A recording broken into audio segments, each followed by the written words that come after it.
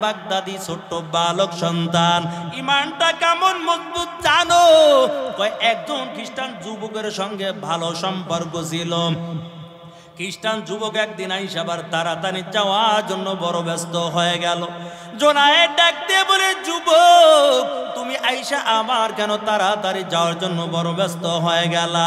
জোনায়েদ বাগদাদির কথা শোনার পর খ্রিস্টান যুবক ডাক দিয়ে বলে, জোনায়েদ তবে শুনো, তোমাদের মুসলমানদের যেমন ধর্মীয় অনুষ্ঠান হয় ঠিক একই রকমের আমাদের খ্রিস্টানদেরও আজকে বড় একটা অনুষ্ঠান হবে। এরে জোনায়েদ শুনো, ওই মজলিসে আমাদের খ্রিস্টান পাদ্রী হাজির থাকবে, তবে বছরে একবার অনুষ্ঠানটা হয়, একটা উপদেশ দিবে, আমরা সারা বছর উপদেশটা মেনে নিব। জোনায়েদ ছোট্ট বালক ডাক দিয়ে বলে, আমিও তোমার সঙ্গে ওই জায়গার মধ্যে যেতে চাই। খ্রিস্টান ওই যুবক ডাক দেয়া বলে, জোনায়েদ না, কারণ ওই জায়গায় কোনো মুসলমানের সন্তান যেতে পারে না। যদি কোনো মুসলমানের সন্তান যায় তাকে বন্দি করে শাস্তির ব্যবস্থা করে দেয়। জোনায়েদ বাগদাদি ডাক দেয়া বলে, তবে শুনো, আমাকে নিয়ে তোমার কোনো চিন্তা করা লাগবে না, কারণ মুসলমানের দুনিয়ার জমিনে কেউ নাই, তবে মুসলমানের সঙ্গে একমাত্র আল্লাহ আছে। মুসলমানে কোনো ভয় নাই। আমরা দেখতেছি ওই ফিলিস্তিনি মুসলমানদের ধ্বংস করে দেয়, না না, ওই মুসলমান কাফের বেঈমানের আঘাতে দুনিয়া থেকে বিদায় হয়ে যাবে, তবে জান্নাতে ঢুকতে দেরি করবে না। মুসলমান ধ্বংস হয় না, বরং মুসলমান দুনিয়া থেকে বিদায় হয়ে জান্নাতের মেহমান হয়। এরে আল্লাহর বান্দা, জোনায়েদ বাগদাদি বলে, মুসলমানের দুনিয়ায় কেউ নাই, তবে মুসলমানের সঙ্গে আল্লাহ আছে, আমি ওই জায়গার মধ্যে আমিও যেতে চাই। জোনায়েদ বাগদাদি ওই ময়দানে হাজির হয়ে গেল। নজর করে দেখতে পায় হাজার হাজার খ্রিস্টান শ্রোতার দল বসে আছে। জোনায়েদ বাগদাদি ময়দানের এক কিনারায় হাজির। ছোট্ট বালক ময়দানে এক কিনারায় শ্রোতার সঙ্গে বসে গেল, কিন্তু এত হাজার হাজার শ্রোতার দল, খ্রিস্টান পাদ্রী বড় দামি সিংহাসনের মধ্যে বসে গেল, কিন্তু উপদেশ দিবে জিহ্বা নাড়ায়, ঠোঁটটা নাড়ায়, জবান থেকে কথা বের হয় না। শ্রোতারা ডাক দিয়া বলে, কি ব্যাপার, আপনার জিহ্বা নড়ে, ঠোঁটটা নড়ে, আপনার জবানের কথা শোনার জন্য আমরা অপেক্ষা করতেছি, কেন আপনি উপদেশ দেন না? খ্রিস্টান পাদ্রী বলে, কেমন করে উপদেশ দিব, কারণ আমি যখন কথা বলতে চাই কে যেন আইসা আমার জবানটা বন্ধ করে দেয়। শ্রোতারা ডাক দিয়ে বলে, কি ব্যাপার, কেন? এই মজলিসের মধ্যে একজন মুসলমানের সন্তান রয়েছে, একজন মুসলমানের সন্তান থাকার কারণে আমিও কথা বলতে চাই, কিন্তু আমার জবান থেকে কথা বের হয় না। শ্রোতারা ডাক দিয়ে বলে, কই মুসলমানের সন্তান কই, একটু দেখাইয়া দেন, আমরা তাকে বন্দি করব, শাস্তির ব্যবস্থা করে দিব। কিন্তু খ্রিস্টান পাদ্রী ডাক দিয়া বলেন, না না, বন্দি করার দরকার নাই, শাস্তিও দেওয়ার দরকার নাই, কারণ আমার দিলে সাক্ষী দেয় এটা সাধারণ কোনো মুসলমান হবে না, এটা খাঁটি একজন আল্লাহর বান্দা হবে, তবে তাকে বন্দি করিও না। এই ছোট্ট বালককে আমার কাছে হাজির করে দাও। ছোট্ট বালক জোনায়েদ বাগদাদিকে কাছে ডাকা হয়, ডাক দেয়া বলে, ও মুসলমানের সন্তান, তবে এই জায়গার মধ্যে তুমি কেন আসছো বলো? জোনায়েদ বাগদাদি ডাক দেয়া বলে, আমি একমাত্র ইমানের দাওয়াতটা দেওয়ার জন্য আসলাম। কারণ দেয়া বলে, জোনায়েদ তবে শুনো, ইমানটা আনবা, তোমার কথার উপর আমি ইমান আনব, তবে আমি একটা কথা বলতে চাই, তোমাদের উলামায়ে কেরামদেরকে হাজির করো, কারণ আমার দিলের মধ্যেও কিছু প্রশ্ন জেগে গেছে। এই চারটা প্রশ্ন করব, যদি উত্তর কোরআন হাদিস দিয়া দিতে পারে আমিও দেরি করব না, আমিও সাথে সাথে কালিমা পড়ে মুসলমান হব। জুনায়েদ বাগদাদি হাজার হাজার ওলামায়ে কেরামদেরকে হাজির করলো। এক পাশে শত শত ওলামায়ে কেরাম বসা, আর এক পাশে হাজার হাজার খ্রিস্টান শ্রোতার দল। ওই খ্রিস্টান পাদ্রীর দামি সিংহাসনের মধ্যে বসার পর ডাক দিয়া বলে, ও মুসলমান ওলামায়ে কেরাম, তবে শুনো, আমি 4টা প্রশ্ন করতে চাই, কারণ আমার দিলেও 4টা প্রশ্ন জেগে গেছে। আমিও দিলে দিলে একজন খাঁটি মুসলমান খুঁজতেছিলাম। তবে তোমরা যদি 4টা প্রশ্নের উত্তর কোরআন ও হাদিস দিয়ে দিতে পারো, আমি আর দেরি করব না, এই মজলিসের মধ্যে ঈমানটা আনবো, কালিমাটা পড়ে নিব। আর যদি উত্তর সঠিক না হয়, আমি তোমাদের বন্দী করে শাস্তির ব্যবস্থা করব। ওলামায়ে কেরাম আর কোনো চিন্তা করলো না, ডাক দিয়া বলে, বলেন আমাদের কি প্রশ্ন করবেন বলেন। কারণ মুসলমান কোনো ভয় পায় না। মুসলমানের সাথে যদি কেউ নাই, তবে মুসলমানের সঙ্গে আল্লাহ আছে। যুগে যুগে মুসলমানের আল্লাহ বিজয়ের মালাটা পরাইছে। আজকেও মুসলমানদেরকে আল্লাহ খালি ফিরাইয়া দিবে না। আজকেও মুসলমানদেরকে আল্লাহ তাআলা বিজয়ের মালাটা পরাবে।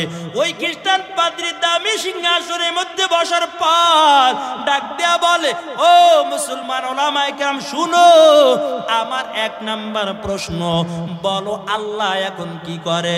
2 নাম্বার প্রশ্ন, বলো আল্লাহ কোন দিকে তাকানো আছে।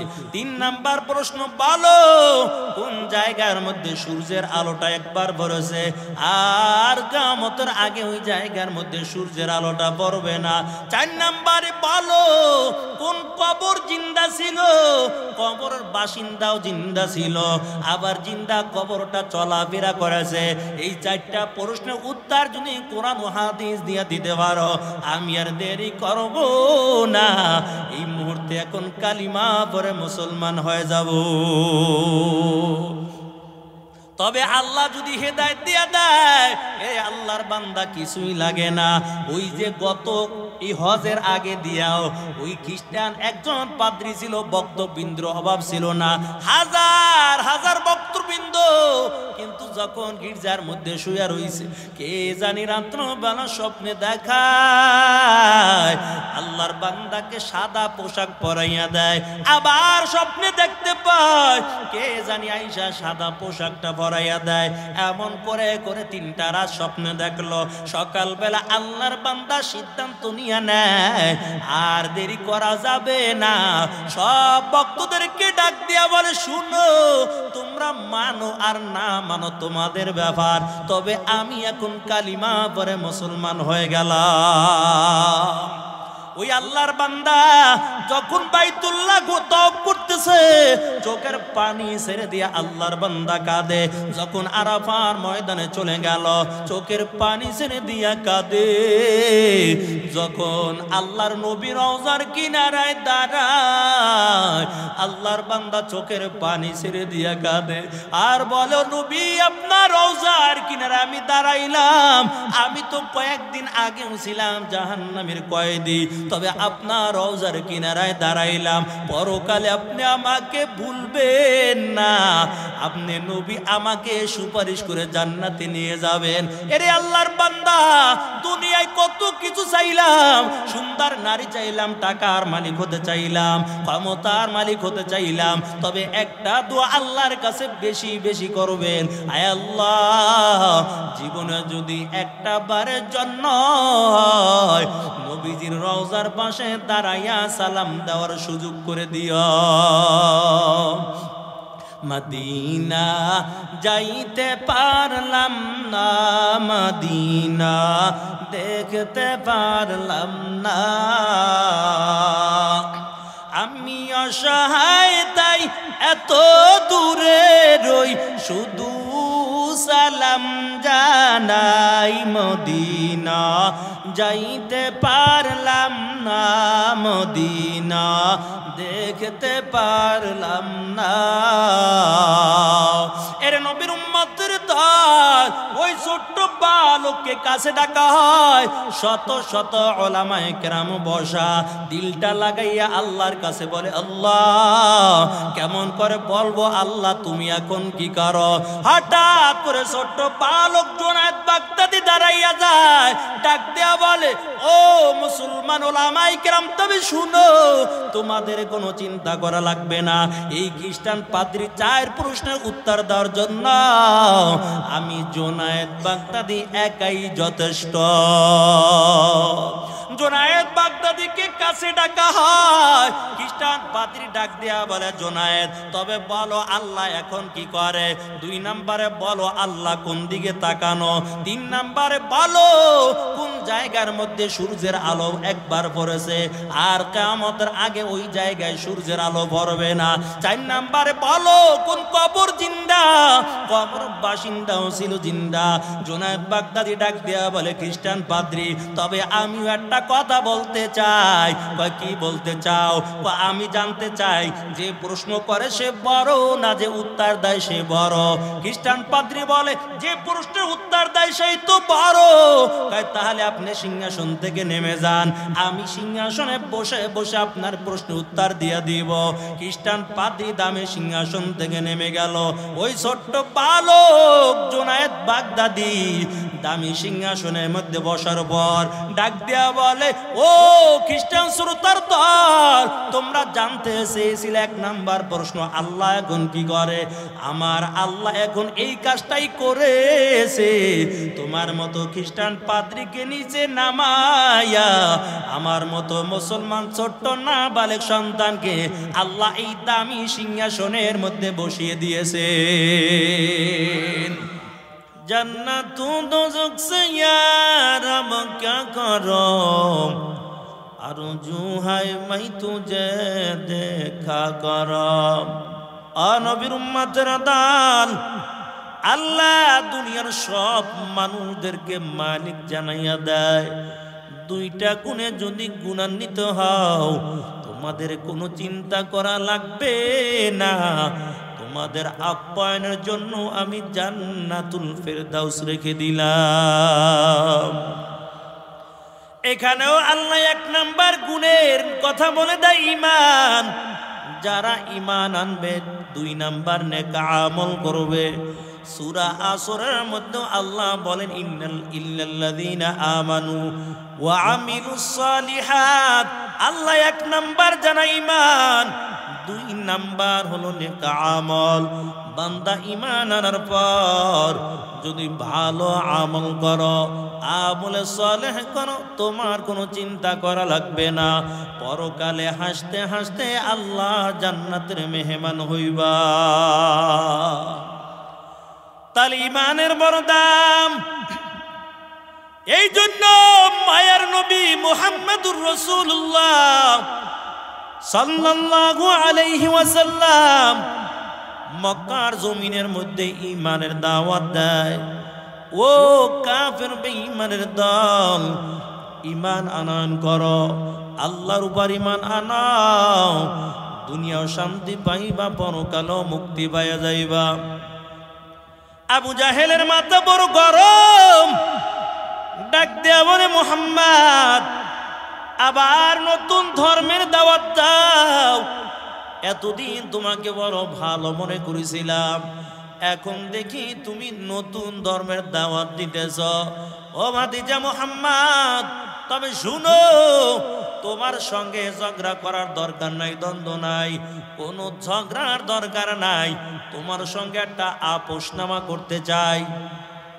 মায়ার নবী ডাক দেয়া বলে চাচা কি আপোষনামা করবেন বলেন আবু জাহেল ডাক দেয়া কয় মুহাম্মদ তুমিও আমাদের ধর্মে আসবা আমাদের অনুষ্ঠানে আসবা আমরাও তোমাদের ধর্মীয় অনুষ্ঠানে আমরাও যাব আল্লাহ কোরআনের আয়াত নাজিল করে বলেন কুল ইয়া আইয়ুহাল কাফিরুন লা আ'বুদু মা তা'বুদুন ওয়ালা আনতুম আবিদুনা মা আ'বুদু ওয়ালা আনা আবিদুম মা আবাদতুম ওয়ালা আনতুম আবিদুনা মা আ'বুদু লাকুম দীনুকুম ওয়ালিয়াদিন। আল্লাহ বলেন পয়গম্বর ওই কাফির সম্প্রদায়কে আপনি জানাইয়া দেন তোমাদের সঙ্গে কোনো আপোষ নাই, তোমরা যার ইবাদত করো আমি তার ইবাদতকারী নই। এরে আল্লাহর বান্দা, আল্লাহর পয়গম্বর আবু জাহেলকে কাফেরদেরকে জানাইয়া দেয়, ও কাফেরের দল তোমাদের সঙ্গে কোনো আপোষ নাই, কারণ আমি যেই রবের ইবাদত করি তার ইবাদত তোমরা করো না। তোমরা ওই ইমানটা আনো। ওই আবু জাহেলের মাথা বড় গরম, ডাক দেয়া বলে মুহাম্মদ যদি ধর্মের দাওয়াতটা বন্ধ করে না দাও এই জমিনের মধ্যে তোমাকে থাকতে দিব না। তবে শুনাও, টাকা চাও, বাড়ি চাও, সুন্দর নারী চাও, যা চাইবা তাই দিব, তবে ইমানের দাওয়াতটা বন্ধ করে দাও। আল্লাহর পয়গম্বর ডাক দিয়ে বলে তবে শুনেন, আপনি আমাকে যদি আসমানের তারকা হাতে দেন তারপর এক মুহূর্তের জন্য ইমানটা ছাড়ব না। আবু জাহেলের মাথা আরো বড় গরম হয়ে গেল। একটা গোল টেবিলের মধ্যে একটা বৈঠক করলো, কি করা যায়, মুহাম্মদকে দুনিয়া থেকে বিদায় করে দাও। কারণ মুহাম্মাদের চেহারার দিকে যখন তাকায় কাফের বড় বড় বেঈমানের দল নবীর চেহারার দিকে তাকাইয়া কালিমাটা পড়ে মুসলমান হয়ে যায়। এরে আল্লাহর বান্দা, সব কাফেরের দল সিদ্ধান্ত নিল নবীকে দুনিয়া থেকে বিদায় করে দাও। আল্লাহর পয়গম্বরের চেহারার দিকে তাকাইয়াও মানুষ মুসলমান হয়ে যায়। মুহাম্মদ কি জানি মন্ত্র জানে, নবীর চেহারার দিকে তাকাইতে দেওয়া যাবে না। নবী কি জানি মন্ত্র পরে মন্ত্র শুনাইতে দেওয়া যাবে না। এরে আল্লাহর বান্দা, মায়ার নবী ডাক দেয়া বলে তবে শুনো, আমি কোন মন্ত্র জানি না। আল্লাহ তাআলা আমার কাছে জিবরাইলের মাধ্যমে কোরআনের আয়াতগুলো জানাইয়া দেয়, আর আমি আয়াতগুলো তেলাওয়াত করে করে তোমাদের শোনাই। এর নবীর উম্মতের দল, তবে সবাই সিদ্ধান্ত করে নাই মুহাম্মদকে দুনিয়া থেকে বিদায় করে দিব। গভীর রাত্রে মায়া নবীর ঘরটা ঘেরাও করে ফেলল। আল্লাহর পয়গম্বরকে দুনিয়া থেকে বিদায় করে দিবে। সব কাফেরের দল হাতের মধ্যে বড় বড় তলোয়ার নিয়ে দাঁড়িয়ে গেল, নবীকে দুনিয়া থেকে বিদায় করে দিবে। গভীর রাত্রে যখন নবীর ঘরটা ঘেরাও করে ফেলল, জিবরাইল আমিন আইসা বলে পয়গম্বর আর মক্কার জমিনে থাকতে পারবেন না, এখন মক্কা থেকে আপনি হিজরত করে মদিনার জমিনে চলে যান। এই মক্কার জমিনের মধ্যে ইমানের দাওয়াত দিয়েছেন, কিন্তু কাফেরের দল আপনার দাওয়াত গ্রহণ করে নাই। এখন আপনি মক্কা থেকে হিজরত করে আপনি মদিনার জমিনে চলে যাবেন, কারণ এই মক্কার বেঈমানেরা আপনাকে কষ্ট কম দেয় নাই। আল্লাহর নবী ডাক দেয়া বলে জিবরাইল তবে শুনো, কেমন করে ঘর থেকে বের হব বলো, কারণ আমার ঘরে চারদিকে কাফেরের দল বড় বড় তলোয়ার নিয়ে তারপর দাঁড়ানো। আমি যদি এখন ঘর থেকে বের হয়ে যাই ওই কাফেরের দল তলোয়ার দিয়ে আমাকে কতল করে দিবে। জিবরাইল বলে নবী আমার, আপনার কোনো চিন্তা করা লাগবে না, আপনি ঘর থেকে বের হয়ে যাবেন, তবে হাতের মুঠের মধ্যে এক মুষ্টি আপনি বালু নিবেন। এই বালুটার মধ্যে আপনি কোরআনের আয়াতগুলো তেলাওয়াত করিয়া এই বালুটার মধ্যে দম করার দায়িত্ব হলো আপনার, আর বালুটা কাফের চোখের মধ্যে ঢুকিয়ে দেওয়ার দায়িত্ব হলো আমার আল্লাহ। ইমামুল আউয়ালিন আল আখিরিন বহর সাদাকা রাহমাতাল লিল আলামিন সাইয়্যিদুল কাওনাইন খাতুমুল মুরসালিন আখিরা মুদবুদ ফখরুল আউয়ালিন সদা আজুদাশ রহমাতাল লিল আলামিন মসজিদে ওশুদ হামারু ওয়া জমিন ওয়াম্মা আরসালনাকা ইল্লা রাহমাতাল লিল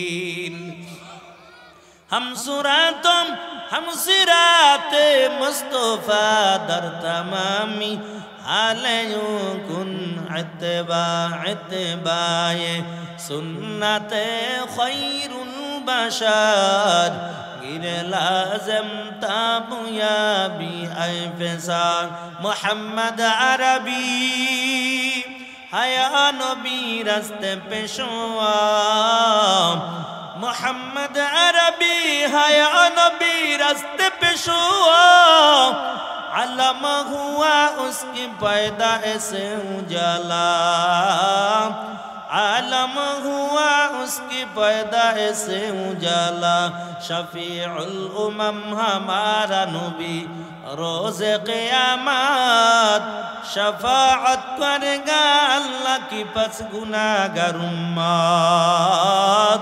शफाअत करेगा अल्लाह की पस गुनाहगार उम्मत ओ नबीर आशिकेर दल मायार नबी हाथेर मुठेर मध्य एक मुष्टि बालू निलेन এই বালুটার মধ্যে কোরআনের আয়াতগুলো তেলাওয়াত করিয়া বালুটার মধ্যে যখন দম করিয়া বালুটা যখন উপরের দিকে নিক্ষেপ করে দেয় এই বাতাসের মাধ্যমে বালুগুলো সব কাফেরে চোখের মধ্যে আল্লাহ ঢুকাইয়া দেয় জিব্রাইল বলে পয়গম্বর আর চিন্তা করা লাগবে না তবে বের হয়ে যান আল্লাহ কাফের চোখের মধ্যে বালু ঢুকাইয়া দিয়েছে আল্লাহ তাদের চোখের মধ্যে আল্লাহ পর্দা ফালাইয়া দিয়েছে আর কোনো চিন্তা করা লাগবে না আপনি ওদের সামনে থেকে বের হয়ে যাবেন ওরা দুইটা চোখে আর আপনাকে দেখতে পারবে না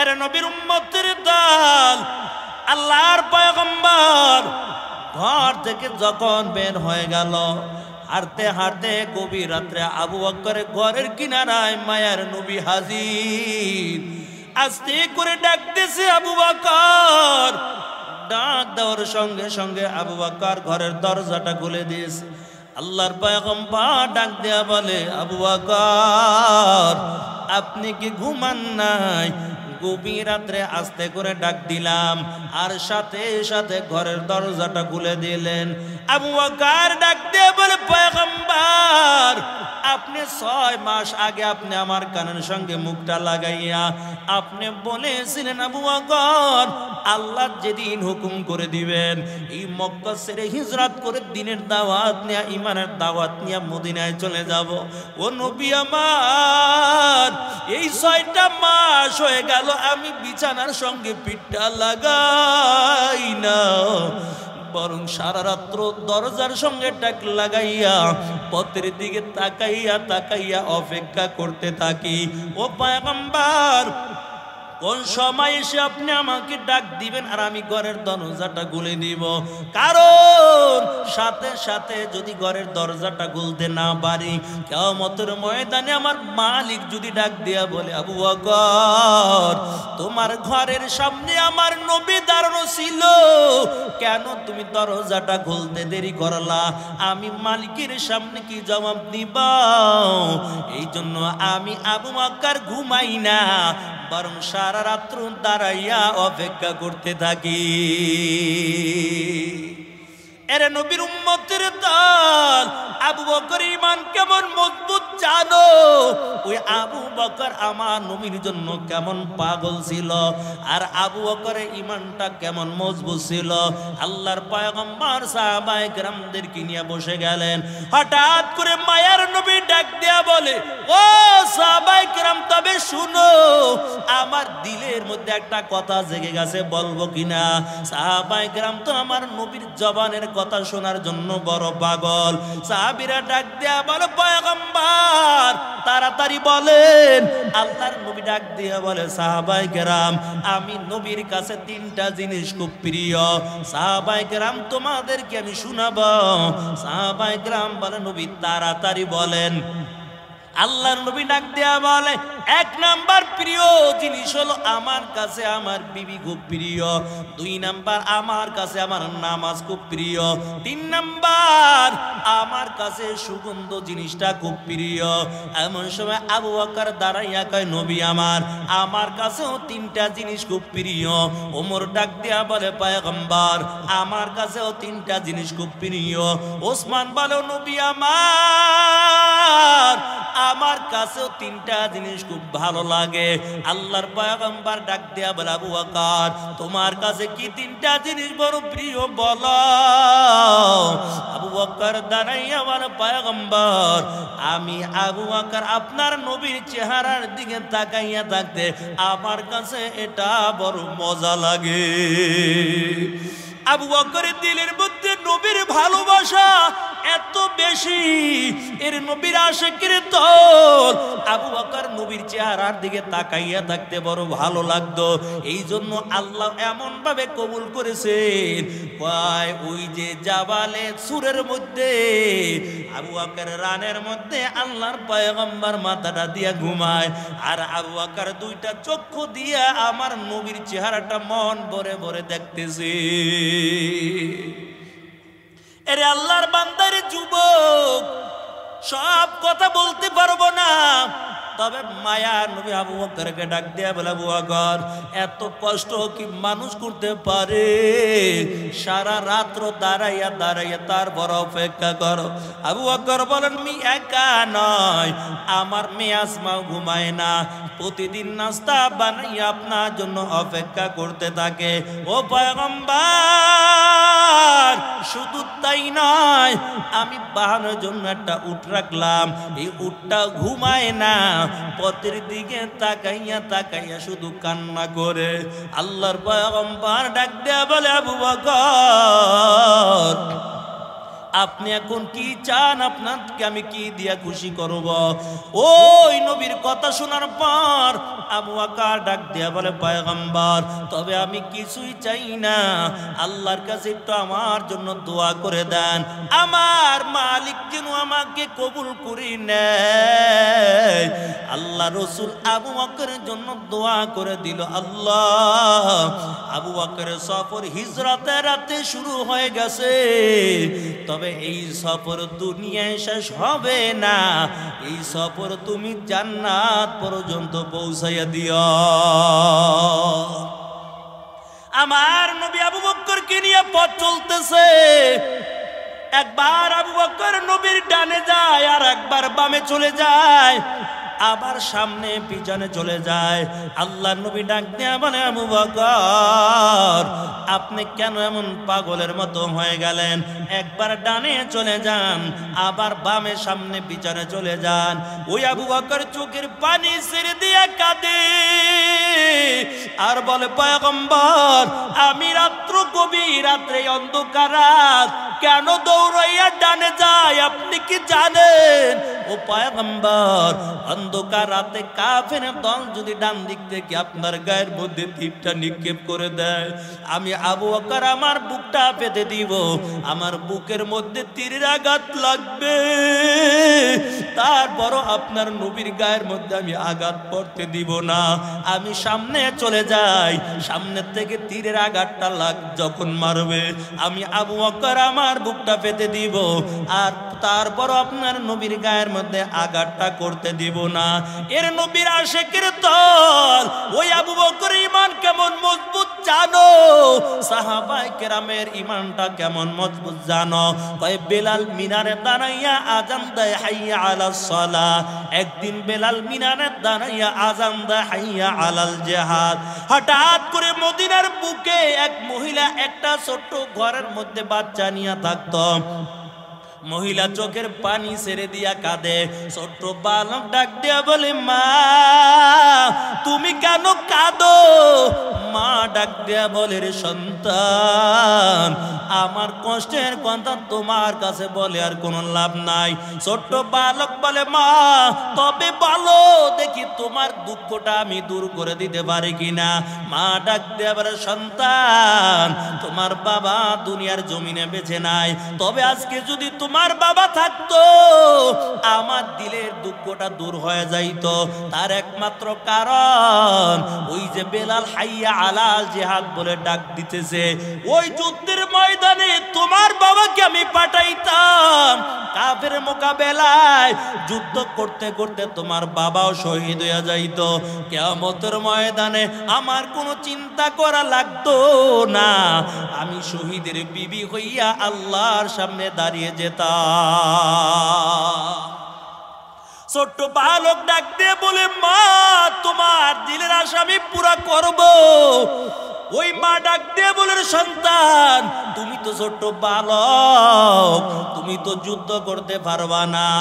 ওই সন্তান ডাক দিয়ে বলে, মা আমাকে তুমি নিয়া নবীর দরবারে চলো। মা সন্তানের হাতটা ধরে মসজিদের নববীর দিকে চলে যায়। নজর করে দেখতে পায় সাহাবায়ে কেরাম লাইনে দাঁড়ানো, আর আল্লাহর পয়গম্বর নামগুলো লিস্টি করতেছে।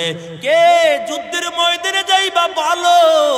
এক নম্বরে কে যাইবা নামটা লেখাও, দুই নম্বরে কে যাইবা নামটা লেখাও। এমন করে করে সাহাবায়ে কেরাম নাম লেখাইতেছে, আল্লাহর পয়গম্বর নামগুলো লিস্টি করতেছে। হঠাৎ করে মহিলাটা বাচ্চা নিয়ে লাইনের মধ্যে দাঁড়িয়ে গেল। একজন সাহাবী ডাক দেয়া বলে, ও মহিলা তুমি কেন এই লাইনের মধ্যে দাঁড়াইছো বলো?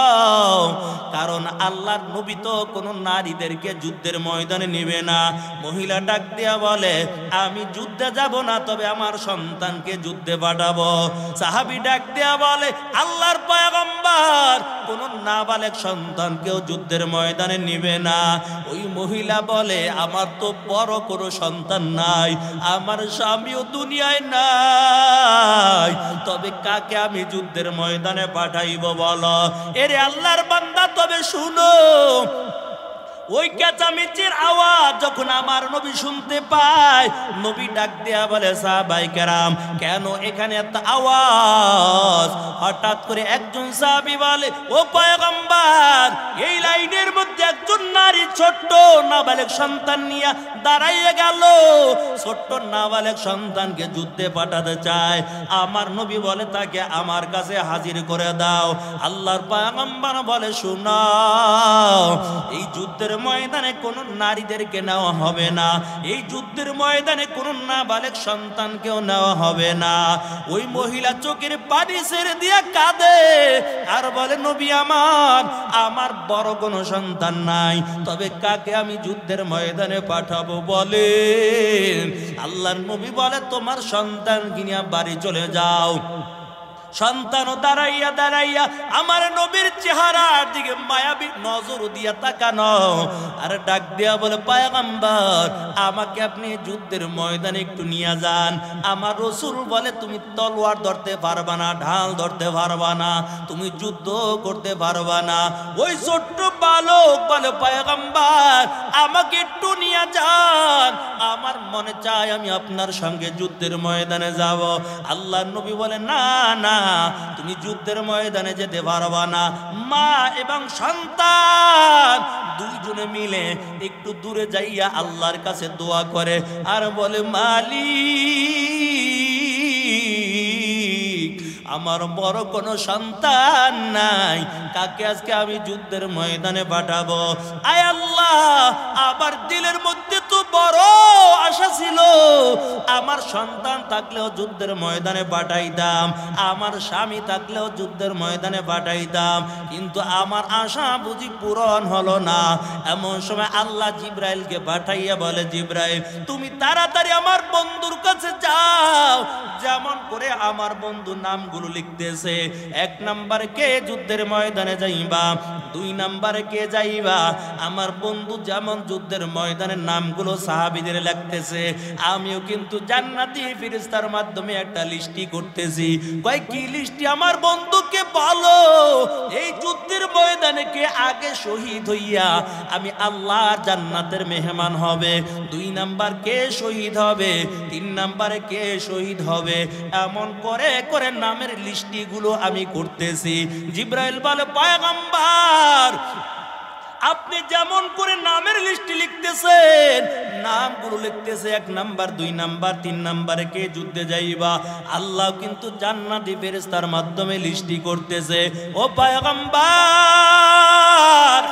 তবে আল্লাহ জানিয়ে দিয়েছেন এই যুদ্ধের ময়দানে সর্বপ্রথম শহীদ হইয়া যে আগে আল্লাহর জান্নাতের মেহমান হবে তিনি অন্য কেহ না, তিনি হলেন ওই নাবালেগ ছোট মাসুম বাচ্চা। আপনি যাকে ফেরত দিয়েছেন তাকে ডাকেন, আপনি তাকে যুদ্ধের ময়দানে নিয়ে যাবেন। আল্লাহর পয়গম্বর আবার ওই মহিলাকে ডাকলো, ডাক দিয়া বলে, তোমার সন্তানকে পাঠাও, তাকে আমি যুদ্ধের ময়দানে নিয়ে যাব। এরে আল্লাহর বান্দা, ওই ছোট্ট বাচ্চা যখন নবীর সামনে দাঁড়িয়ে গেল, আমার নবী চিন্তা করলো এই বাচ্চাটা যে যুদ্ধ করবে তার কেমন খেয়াল আমি পরীক্ষা করে নেই। আল্লাহর নবী ডাক দিয়া বলে, তবে বলো যুদ্ধের ময়দানে যাইয়া কেমন করে যুদ্ধ করবা। ছোট্ট নাবালেগ সন্তান মাসুম বাচ্চা ডাক দিয়ে বলে, নবী আমার, তবে আমার কাছে আপনি তলোয়ার দিবেন, আমি যুদ্ধের ময়দানে যাব। সাহাবায়ে কেরাম যুদ্ধের ময়দানে যাবে, তবে আগে আপনার আগে আগে আমি তলোয়ার নিয়ে সামনে চলতে থাকব, কারণ ওই কাফের বেঈমানের দল যখন আপনার দিকে তীরগুলো মারবে, আমি ছোট্ট নাবালক সন্তান মাসুম বাচ্চা আগে আমার বুকটা তীরের সামনে আমি পেতে দিব। আপনি আর আমি হইলে কি করতাম? ওই যেই জায়গা মাইর আছে ওই জায়গায় আমি নাই, আর যেই জায়গা খাওন আছে ওই জায়গা ছাড়তেও রাজি নাই। এরে আল্লাহর বান্দা না, সাহাবায়ে কেরাম এমন করে করে নবীর জন্য বড় পাগল ছিল, কারণ সাহাবায়ে কেরামের ঈমানটা কেমন মজবুত ছিল। ঈমান মজবুত থাকার কারণে বিবির মায়া ছাড়তো, সন্তানের মায়া ছাড়তো, এমনকি নিজের জীবনের মায়াও ছাইরা সবচেয়ে আমার নবীকে বেশি ভালোবাসতো। সাহাবায়ে কেরামকে নবী নিয়ে যুদ্ধের ময়দানে যাবে কথা আলোচনা করতেছে, হঠাৎ করে আর একজন সাহাবী চইলা আমার নবীর কিনারায় দাঁড়িয়ে গেল। ওই সাহাবীর বিবি দুনিয়ার জমিনের মধ্যে বেঁচে নাই, তবে নাবালেগ সন্তান রেখে বিদায় হয়ে গেছে বিবি। এই নাবালেগ সন্তান মায়ের আদর দেওয়ার জন্য বাবা সারাক্ষণ বাবার সঙ্গে রাখে। ছোট নাবালক সন্তানকে নিয়ে যখন নবীর সামনে দাঁড়িয়ে গেল, নবী বলতেছে, কে কে যুদ্ধের ময়দানে যাইবা? ওই সাহাবী সন্তান চিন্তা করলো না, সাহাবী বলে, হুজুর আপনিও আমার নামটা লেখেন, আমিও যুদ্ধের ময়দানে যাব। ওই সাহাবী যখন নামটা লেখাইয়া দিল, এরে আল্লাহর বান্দা, সাহাবায়ে কেরামদের নিয়ে নবী যুদ্ধের ময়দানে চলে যায়। এই ছোট্ট নাবালক সন্তান বশীর পিছন দিয়া বাবার দিকে তাকাইয়া চোখের পানি ছেড়ে দিয়া কাঁদে, কারণ বশীরের দুনিয়ার জমিনে কেউ নাই, দুনিয়ার জমিনের মধ্যে মাও নাই। মাকে হারাইয়া বাবার কাছে আদরটা বাবার থেকে পাইতো, জমিনের মধ্যে মাকে মা বলে ডাক দিতে পারে না। মায়ের ভালোবাসা বাবার থেকে নেয়। রাত্র যখন হয়ে যায় বশির বাবার গলাটা জড়াইয়া ঘুমায়। আবার যখন খাবার সময় হয় বশিরে বাবা ভাতে খাবারের লোকমাটা মুখে দিয়া দেয়। এরে আল্লাহর বান্দা, ওই সাহাবী চিন্তাও করলো না সন্তানের জন্য। নবী ডাক দিয়েছে তো যুদ্ধের ময়দানে চলে গেল। বশির প্রতি মধ্যে তাকানো, হয়তো সন্ধ্যা বেলা বুঝি বাবা আবার ফিরবে। যখন সন্ধ্যা হয়ে যায় বশিরের বাবা তো আর বাড়িতে ফিরে না। বশির অপেক্ষা করার পর মসজিদের নববীর বারান্দায় বশির ঘুমায়, কিন্তু আর বাবার আদর হয় না, বাবার কথা চিন্তা করে। যুদ্ধ যখন শেষ হয়ে গেল প্রতিদিন বশির সকাল বেলা রাস্তার কিনারায় দাঁড়াইতো। রাত্র হয়ে গেলে মসজিদের নববীর বারান্দায় কাটাইতো। এরে আল্লাহর বান্দা, তবে যে যুদ্ধ শেষ হওয়ার পর সাহাবায়ে কেরাম মদিনার দিকে ঢুকতেছে, ওই বশির নজর করে দেখতে পায় ওই যে সাহাবায়ে কেরামের কাফেলা মদিনায় ঢুকতেছে। বশির মনে করেছে আমার বাবাও বুঝি কাফেলায় আছে। দৌড়াইয়া সামনে যখন আগায় নজর করে দেখতে পায় বাবার মতন তো কাউকে দেখা যায় না। আবার বসে একটু সামনের দিকে আগায়, না জানি আমার বাবা পিছনে আছে, না না বাবা চেহারার মতো কাউকে দেখা যায় না। বশির আমার মনটা বেজার করিয়া মসজিদের নববীর কিনারায় বসে আছে। আবার হঠাৎ করে নজর করে দেখতে পায় আর একদল সাহাবীদের কাফেলা মসজিদের দিকে ঢুকতেছে। আবার বশির দৌড়াইয়া তাদের কাছে গেল, কিন্তু না, বাবার চেহারার মতো কাউকে দেখতে পায় না। হঠাৎ করে আমার মায়ার নবীকে দেখতে পায়। বশির দিলের মধ্যে বড় আনন্দ বেড়ে যায়।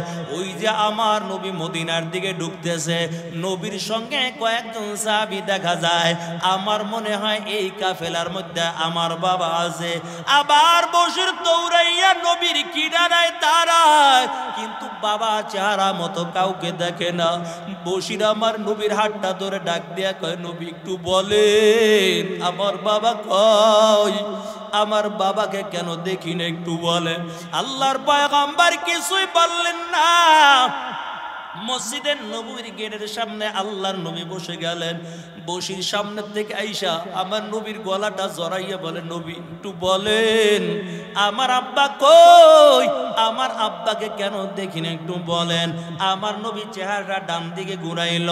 আবার বশি ডান দিকে যাইয়া বলে, নবী আমার আব্বার কথা জিজ্ঞেস করলাম, তবে চেহারা কেন আপনি ডান দিকে ঘুরাইলেন?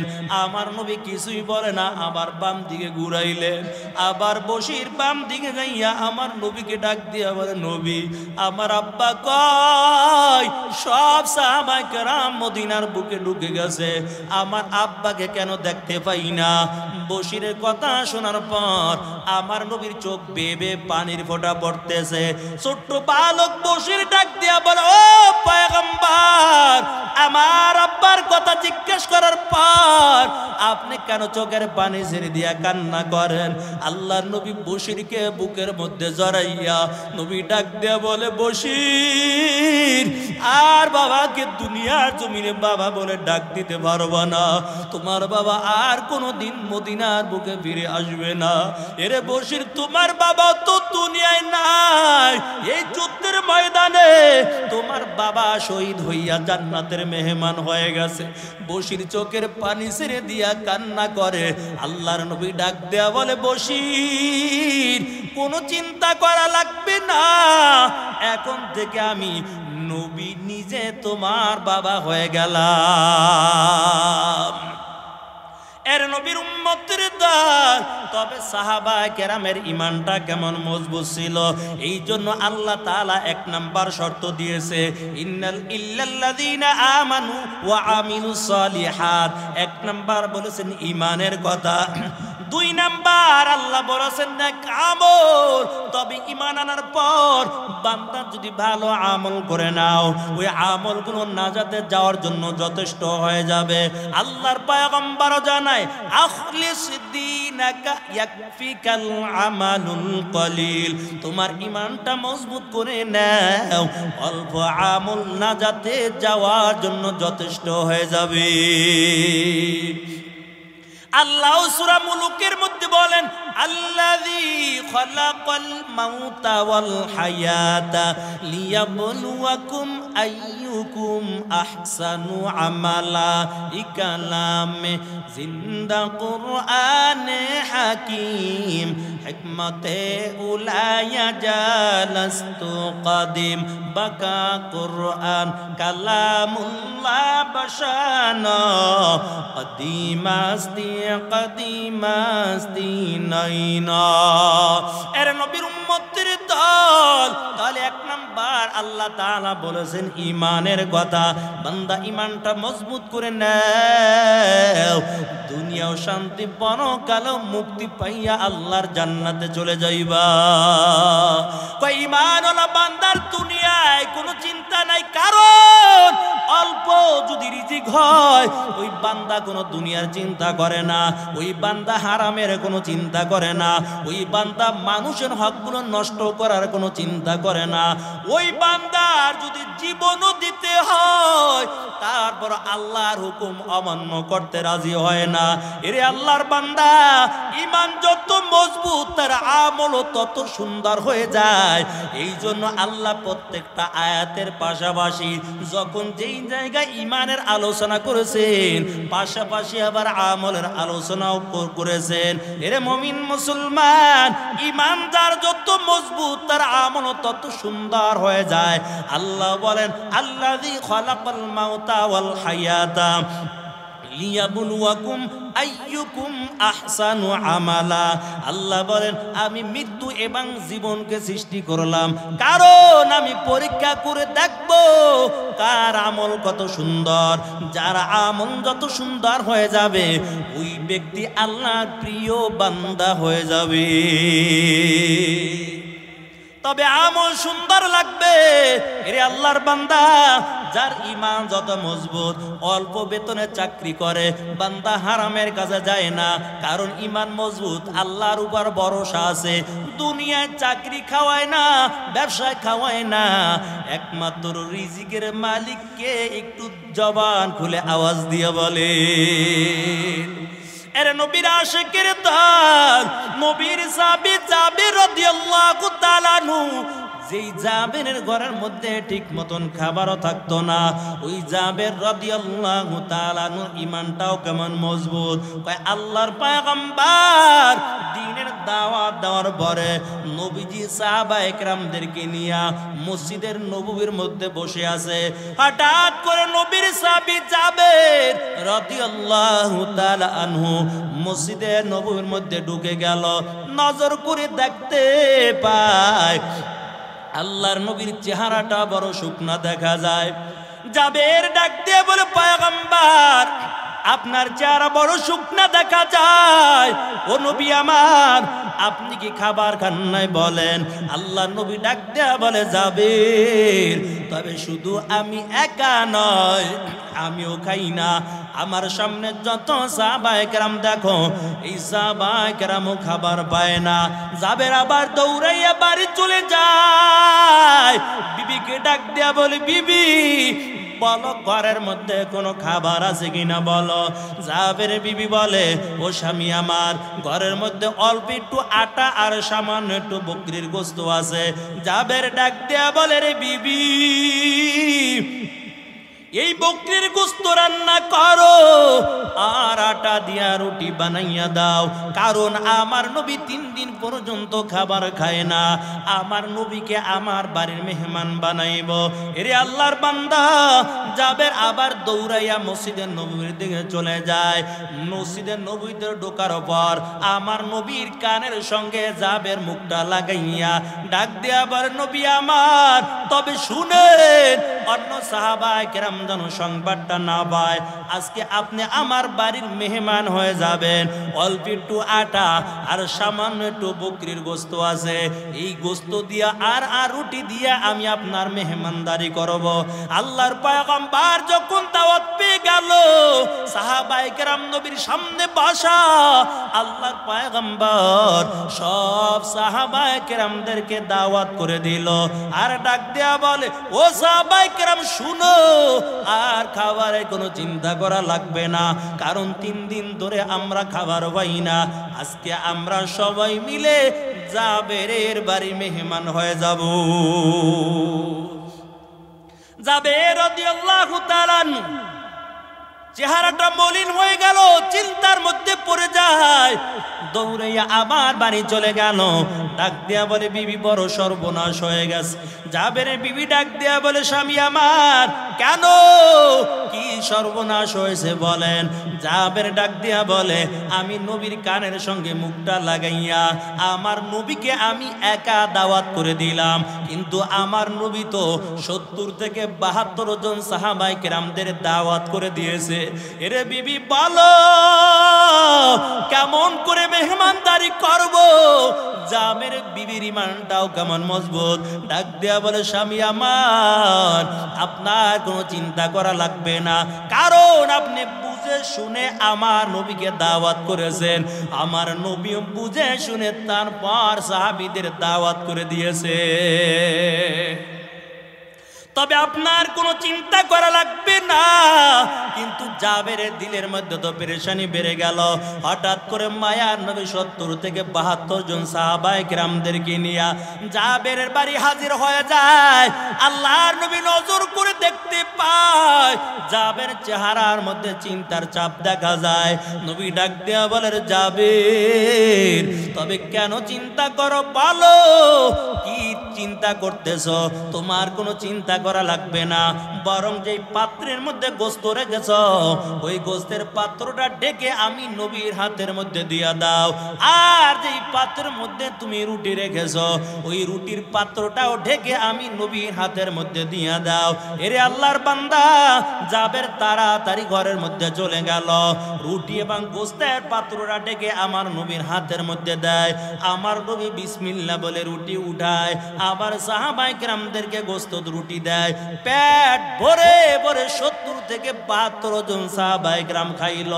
আমার নবী রুটি আর গোশত খাওয়ার পর পাত্রটা জাবেরের হাতের মধ্যে দিয়া বলে, এরে জাবের, যাও, এখন যেই রুটি আর গোশত আছে তুমি খাও, তোমার বিবিকে দাও, তোমার সন্তানকে দাও।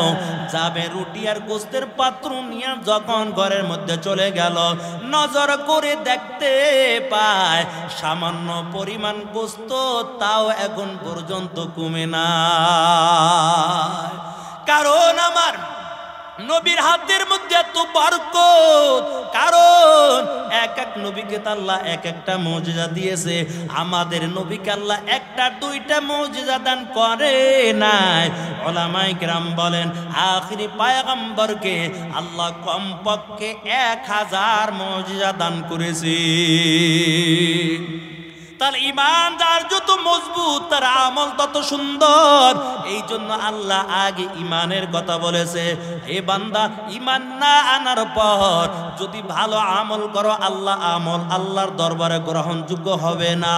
আগে ইমান আনবা, তারপর যদি অজান্তে একবার সুবহানাল্লাহ বের হয়ে যায় এর সওয়াব তোমার আমল নামায় ফেরেশতারা লিখতে ভুল করবে না। এরে আল্লাহর বান্দা, ইমানটাকে মজবুত করে নাও। ইমানটা যদি মজবুত হয়ে যায় দুনিয়াও চিন্তা লাগবে না, পরকালও চিন্তা লাগবে না। আল্লাহর একজন বান্দা জোনায়েদ